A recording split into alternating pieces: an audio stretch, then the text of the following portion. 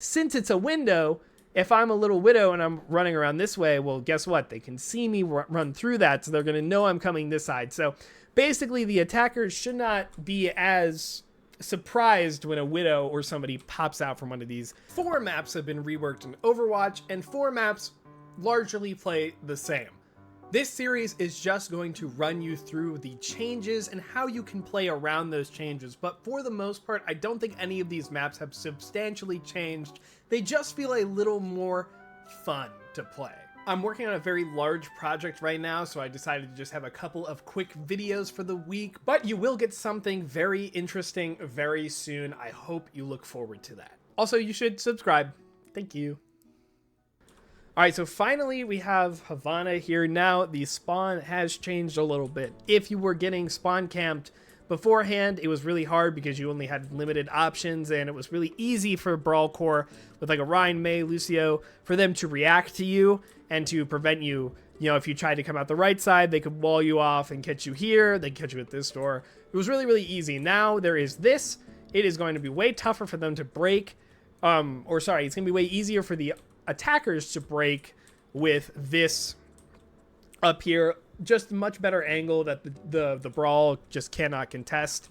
So I definitely probably wouldn't go for that strat as often anymore. It still might be a little useful, but that is something to note. Now, you guys see this banner here, and I think a lot of people were like, oh, that's, you know, what's the point of putting a banner?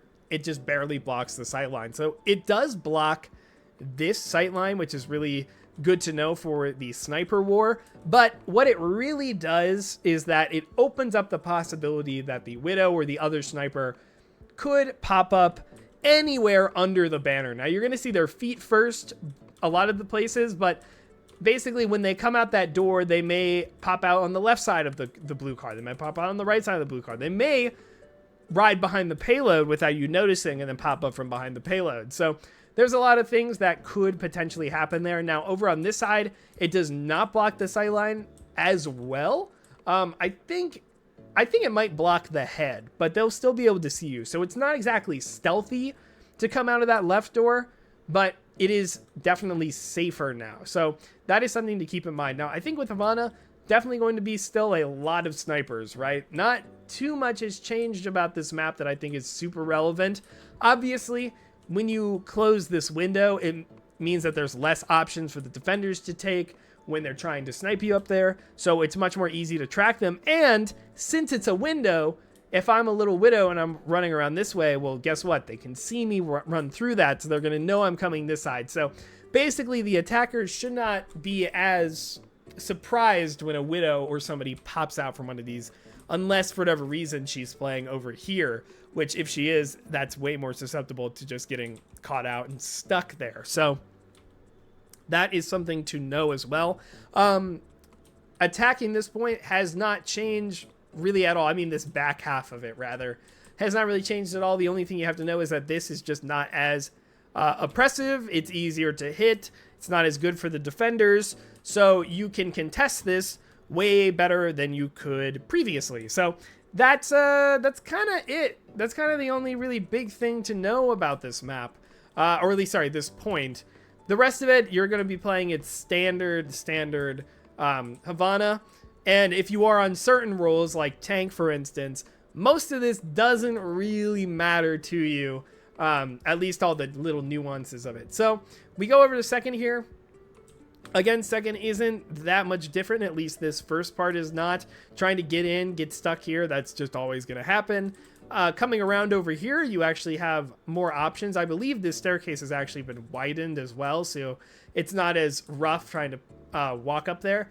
But you do have much better flanking options, which was really important since you have both of these doors. Now, this door in particular is really good because you could send like a tracer or something over here, blink underneath. Now she's safe. She can run through the spawn room and then come up top or go wherever else she is going to go. So that, I think, is pretty relevant.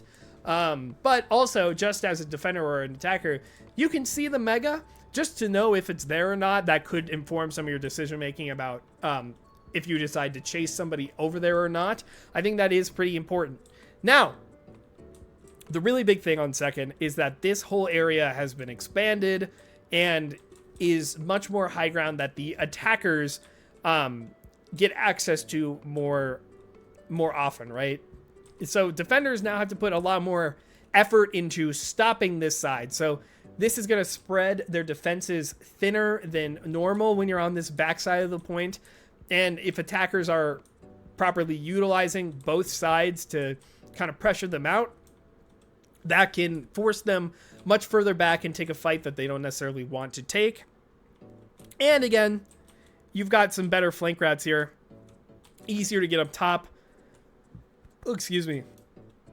And defenders, I think this one is much more relevant for defenders, but this door is shorter, so you're not going to get stuck in here as much. So if you're trying to recontest afterwards, you can come in here, and it's not going to be as miserable trying to get inside there. But also, I think something that you have to note is that, you know, they can still see you. They have a nice high ground here. So you get one thing, but you lose another in the process. So you got to be careful about when you decide to come out of this door.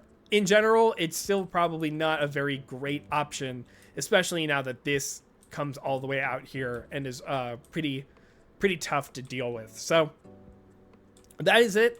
I don't think overall either of those points changed too much, but I do think that the final point is going to be a little more noticeable. Now, if you are getting spawn camped here or you're having trouble with Widow, one, you can come out this side and block most of the sight line from this, or play this box so you can't they can't see you. You can another spot to put a sniper to try and win the war, that's fine. Or you can just come out here. That is a doorway that leads out into here, and that door will be open. So you have a couple of options about how you want to get here. Basically, you can come all the way over here and be as safe as possible until you come out into this sight line. So you have better options as an attacker there to get out of the spawn. And the other really relevant stuff here is that this whole area has been revamped. So it is much more viable to come over here. Or, you know, if you're trying to come from here and you go, actually, we need to rotate somewhere, you can come over this way and walk inside. Basically, you can put much more pressure inside the fortress, which is really noticeable. That is like one of the biggest things here. Also, nah, it doesn't do much. Okay, anyways. So that is one of the most relevant things, since you can go inside here now. So you can put a lot more pressure here. I think this door, it doesn't look that much bigger if it is, but you can send mobile characters up here to contest this space and contest over on this back high ground. You can send somebody around under here to contest, which you've always been able to do, but since you have more options now, they might not be as ready for it, which I think is the much more relevant thing, right? When you give the attackers more options, it means more things the defenders have to worry about to try to cover. So just using them all effectively, rotating which ones you use, will make them kind of keep guessing about where you're actually going to come from, which I think really is relevant here. Also, you could come super far left here, trying to keep out of the sniper's sightline as much as possible, but they can still see you, so not as relevant, I would say. But yeah, Havana last definitely has some big changes here that I think are definitely relevant. But overall, how does Havana really play? I think it removes a lot of frustrating stuff from it, but this, again, the thing with the reworks is that these are sniper maps or dive maps or whatever. They're not going to change because of what they've done, especially Havana here. You still want your snipers, but it does mean that some flankers are going to have a better chance getting through than they previously did, and the sniper duels are going to be a little more complex, and even less so than just strictly defender favored at all times. So I think that is definitely a good thing overall, but you know, this Havana rework, it's okay. It's fine. I think I would have wanted to see a little more, but I'll take what we can get. I think most of the changes they made on all maps are okay, but yeah, that's gonna be Havana. Thank you guys so much for watching, and again, if you wouldn't mind subscribing, I would really appreciate that. Also, leave a comment down below what you think about the new map reworks, and like the video while you're at it. This was streamed live, twitch.tv/Lane Hemingway. That's Tuesdays, Thursdays, and Saturdays is when I am live. And if you would like 3 free months of Twitch membership to my channel, you can join my Discord down below and enter my little giveaway sorts of things. You will be predicting the nominees for Game of the Year. And if you are the most accurate, you will get that. Everything you need to know is down below in there. Okay, thank you guys so much for watching. Have a good day.